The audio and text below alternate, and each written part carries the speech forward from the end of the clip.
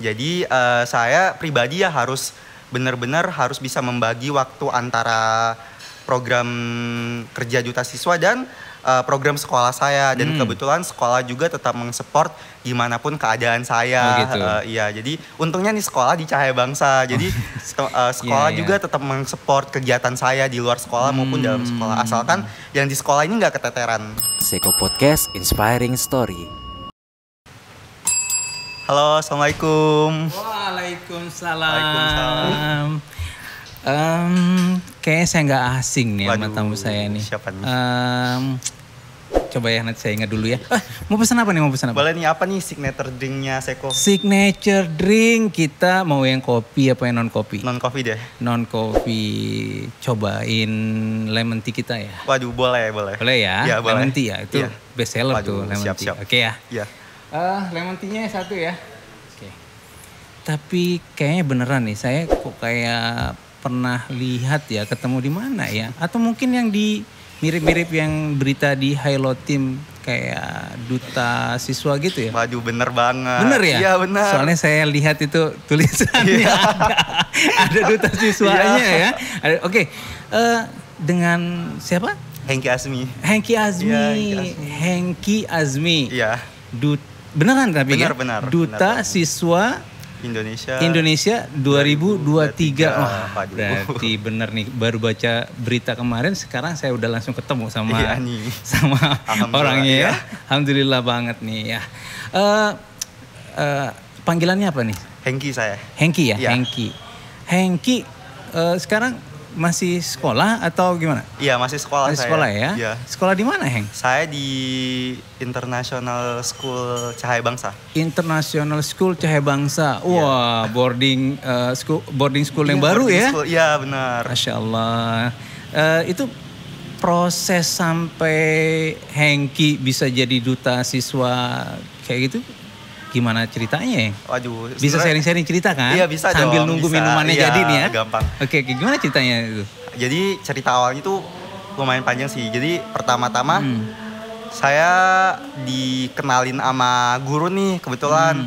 Heng, mau cobain ini enggak? Ntar dibantu deh sama sekolah, sama yang lain juga. Nah, waktu itu ditawarin ke saya, terus sama tawarin ke siswa lain kan. Oke. Terus saya ini, waduh, masih ragu kan. Terus saya minta saran dari teman-teman saya. Dan kebetulan saya daftar mandiri dulu. Saya nggak kasih tahu ke sekolah. Jadi daftar mandiri dulu. Iya, daftar mandiri. Setelah lulus seleksi administrasi, baru saya kabarin ke sekolah kalau saya akhirnya jadi ikut deh. Jadi ikut? Iya, terus dengan beberapa pertimbangan akhirnya sekolah mensupport saya. Disupport langsung sama benar, sekolah? Langsung saya. Sulit nggak sih itu, Deng? Menurut untuk saya bisa jadi sulit gampang sih, asalkan punya komitmen. Asal punya komitmen. Iya, benar. Itu tesnya apa aja sih? Nah, awal-awalnya kan kita ada tes administrasi nih, untuk pendaftarannya, biaya administrasi segala macam. Terus kita ada setelah diumumkan kalau kita lulus seleksi administrasi, baru berlanjut nih ke seleksi lain, seperti ada tugas-tugas perkenalan diri, ntar dikasih beberapa pertanyaan, lalu kita buat video. Setelah itu ada meeting-meetingnya juga, membahas teknisi-teknisi lain. Nah, setelah itu ada juga dikirimin surat untuk setelah kita lulus nih. Setelah kita lulus, baru kita dikirimin surat karantina. Nah, setelah dikirimin surat karantina, baru kita dikasih tugas-tugas selanjutnya seperti tugas video advokasi, lalu tugas-tugas buat program kerja advokasi, lalu kita juga ada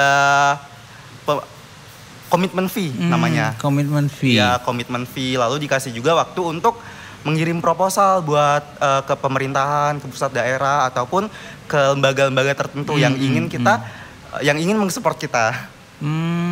Gitu. Iya. Oke. Ini nanti kita tampilkan beritanya ya. Baik, siap. Kita tampilkan beritanya. Oke. Hengki, sekarang kan Hengki sudah jadi duta siswa favorit Indonesia. Itu gelarnya. Iya. Duta siswa favorit Indonesia 2023. Iya. Nah, tugasnya Hengki sebagai duta siswa itu sekarang apa nih? Waduh, lumayan banyak sih tugasnya sebagai duta siswa, tapi yang highlightnya itu ada program kerja nasional dan program kerja provinsi. Nah, program kerja nasional, Dan, ada juga program kerja provinsi. Iya, jadi ada 2. Kalau yang program, coba yang mana dulu nih kita? Program nasional dulu nih. Iya, kalau baik. Program nasionalnya apa? Jadi program kerja nasional itu kita dibimbing langsung sama direktur serta mentor-mentor dari duta siswanya langsung. Biar kita nggak ketinggalan nih info-info dari duta siswanya langsung. Jadi bentuk dari program kerjanya ini adalah salah satunya Dusuta, Dusis punya cerita. Lalu kita juga punya program kerja menulis buku. Jadi menulis motivasi-motivasi apa yang sehingga membuat kita semangat untuk tetap berkompetisi di Duta Siswa Indonesia. Biar yang lain juga tertarik untuk menjadi siswa berprestasi seperti kami. Ya.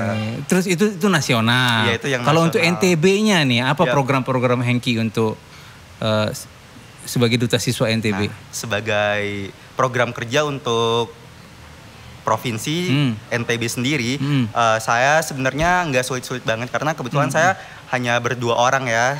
Ya. Untuk NTB berapa? 2 orang kebetulan. 2 orang? Iya, saya sama kakak kelas saya. Oh gitu. Nah, tapi kebetulan kakak kelas saya sedang kuliah ya. Jadi akhirnya saya yang handle kebetulan. Jadi program kerja kami itu sosialisasi atau yang bahasa Gen Z-nya nih sekarang namanya Road to School. Road to School. Ya, jadi itu seperti sosialisasi tentang pentingnya pendidikan, ya motivasi pendidikan agar siswa-siswa di NTB ini tidak putus sekolah. Jadi tetap semangat untuk menempuh pendidikan. Tetap semangat untuk menempuh pendidikan. Iya benar. Oke. Apalagi nih? Jadi itu masuk di advokasi saya selain sosialisasi kepada teman-teman untuk di bidang pendidikan, saya juga ada membawakan tentang kesehatan mental karena kebetulan di Gen Z sangat viral sekali tentang kesehatan mental. Jadi iya. Wah, minumnya udah datang nih, Oke. Iya. Nah, silakan Mas Hengki. Baik, saya coba ya. Coba dulu dong. Kayaknya seru banget nih cerita kita nih. Iya. Gimana enak Mas? banget. Iya, lemonnya kerasa. Alhamdulillah. Lemonnya kerasa ya. Cocok kalau ini jadi cocok banget. Best sellernya di Seiko ya. Oke, Mas Hengki kita lanjut Mas. Iya baik. Oke, itu advokasinya Mas Hengki. Iya, advokasi. Untuk supaya siswa-siswa khususnya di NTB ini termotivasi untuk belajarnya dan tidak putus sekolah. Karena sekarang ini banyak sekali kita dengar isu ya, berita bahwa tingkat anak-anak yang putus sekolah itu cukup tinggi di NTB ya. Iya. Sehingga itu membuat saya pribadi iba dan saya merasa pendidikan itu salah satu sebagai saya sendiri seorang muslim ya, saya diajarkan bahwa di agama saya kita sebagai seorang muslim itu wajib menuntut ilmu. Jadi seenggaknya menurut saya minimal kita tamat SMA dulu. Oke, minimal ya, tamat minimal. SMA dulu ya. Jadi setelah dengan banyak pertimbangan akhirnya saya memutuskan untuk mengambil tema advokasi di bidang pendidikan untuk mensupport teman-teman kita siswa-siswa di NTB khususnya agar dapat semangat menempuh pendidikan hingga tamat SMA. Lalu ada juga advokasi di bidang kesehatan mental. Jadi kita sebagai siswa harus tetap termotivasi dan terutama di bidang kesehatan mental nih karena kesehatan mental ya. Iya. Maksudnya kayak gimana tuh kesehatan mental? Karena sekarang banyak sekali siswa-siswa yang merasa ke-pressure nih dengan kegiatan sekolah kita, gitu. Belum lagi dengan pertemanan, isu-isu keluarga, isu sosial. Sehingga ada beberapa yang dari mereka merasa down atau bahkan nauzubillah min dzalik beberapa mereka jadi memutuskan untuk mengakhiri hidup mereka. Ada ya itu kayak gitu ya. Saking stresnya mereka. Saking stresnya kita nih. Hengki, Hengki kan ini dari boarding school ya. Iya, boarding school. Ya itu bahasa kerennya ya. Pondok Pesantren Cahaya Bangsa. Benar. Apa untuk menjadi duta ini hanya untuk kalangan pondok pesantren saja atau bagaimana sih? Oh tentu tidak. Jadi siapapun siswa bisa mengikuti seleksi Duta Siswa Indonesia mulai dari sekolah umum juga? Iya, sekolah umum, swasta, jadi bukan cuma pondok pesantren aja ya? Bukan cuma boarding school aja ya? Iya, kebetulan saya teman-teman dari Duta Siswa ada yang dari Aceh juga, yang dari boarding school. Dari boarding school. Lalu bisa Yang penting syaratnya siswa SMA. Oh, siswa SMA. Iya. Mau itu di boarding school ataupun di sekolah Iya, umum. mau di swasta, umum, mau di swasta negeri. bisa Iya, gitu bisa ya. dong. Jadi Masya Allah. Jadi Hengki saingannya bersaing dengan sekian banyak finalis ya gitu. Benar ya. sekali. Iya. Dan itu dari sekolah umum, tapi yang boarding school malah dapat lolos seleksi ya. Iya, benar banget. Masya Allah, berarti kualitasnya anak-anak di pondok Boarding school pesantren ini itu atau di boarding school tidak bisa tidak diremehkan bisa ya. juga, Masya Allah, benar. ya. Karena sekarang ya memang sekarang banyak sekali kita dengar di berita bahwa anak-anak dari boarding school nih banyak yang berprestasi. Iya, benar. Nah, sekarang nih yang saya pengen tahu lagi nih untuk bisa kita sharing sama teman-teman yang lain. Nih buat teman-teman muda nih ya, yang sumuran saya kali ya. Pengalamannya Hengki. Oke, selama menjalani sekarang nih menjadi duta siswa 2023. Jadi pengalaman saya selama menjabat nih, khususnya sebagai duta siswa Indonesia. Jadi selama masa karantina dulu ya. Iya. Ya, semasa pengalaman karantina ya. Iya, Oke, jadi pengalamannya. semasa pengalaman karantina saya banyak mendapatkan ilmu dari teman-teman saya di seluruh Indonesia yang datang menghadiri karantinanya. Saya juga berdiskusi banyak bersama mereka, seolah-olah membekas gitu rasanya. Saya punya banyak teman-teman dari Aceh, dari Jawa, dari Sumatera terutama. Yang bahkan mentor kami juga membimbing kami, nggak ada senioritas gitu. Iya, jadi kayak kita serasa seumuran gitu.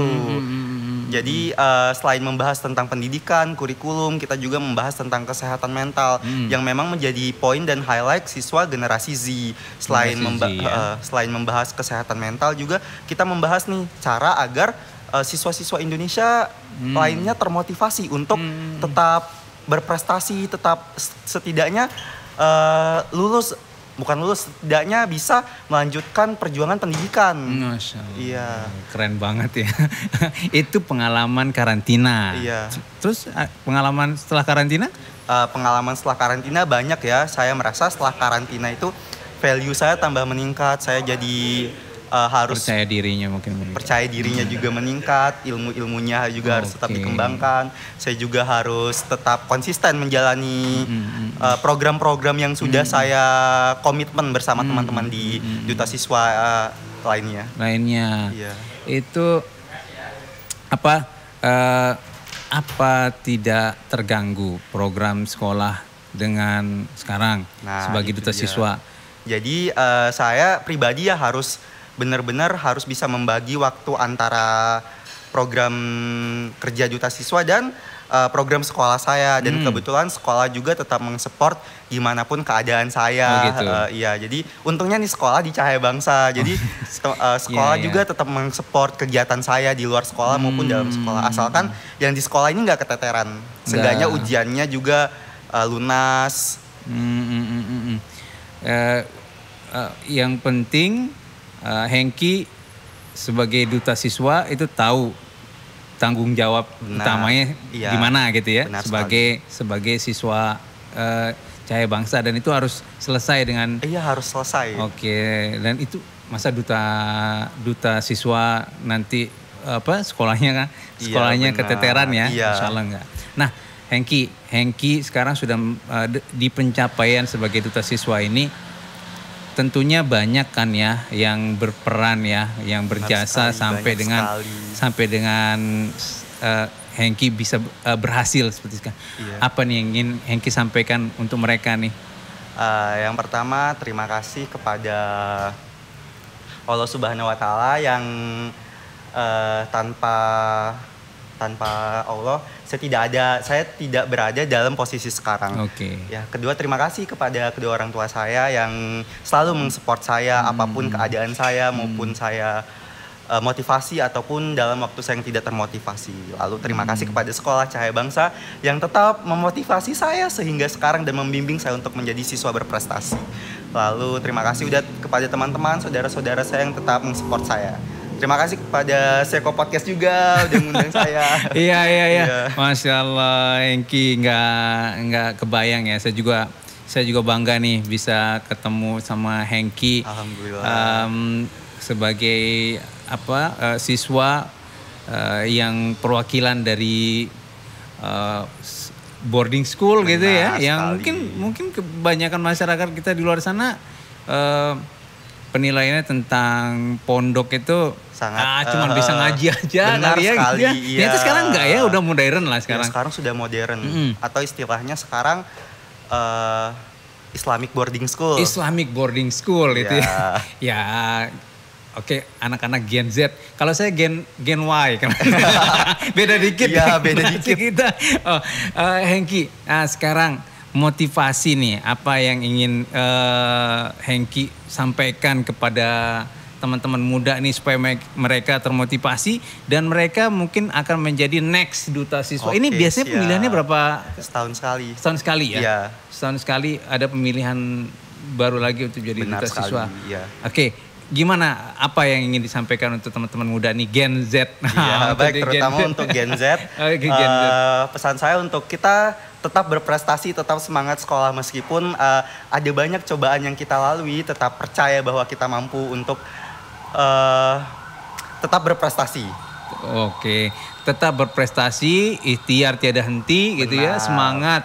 Karena kalau Gen Z ini dikenal dengan agak generasi yang agak manja lah katanya. Benar ya? Persepsi orang-orang. Iya, persepsi orang-orang udah banyak tahu ya. Udah. Iya, saya sebagai Gen Z sendiri. Bagaimana pandangannya duta siswa terhadap generasi Anda nih, Gen Z nih? Jadi generasi Z. Banyak yang berpersepsi bahwa generasi Z ini adalah generasi yang sangat manja, yang tidak kuat, yang banyak. Padahal sebenarnya kami pribadi, kami sudah melalui banyak sekali hal seperti COVID-19, seperti perbedaan kurikulum, banyak lagi hal-hal isu-isu di luar sana.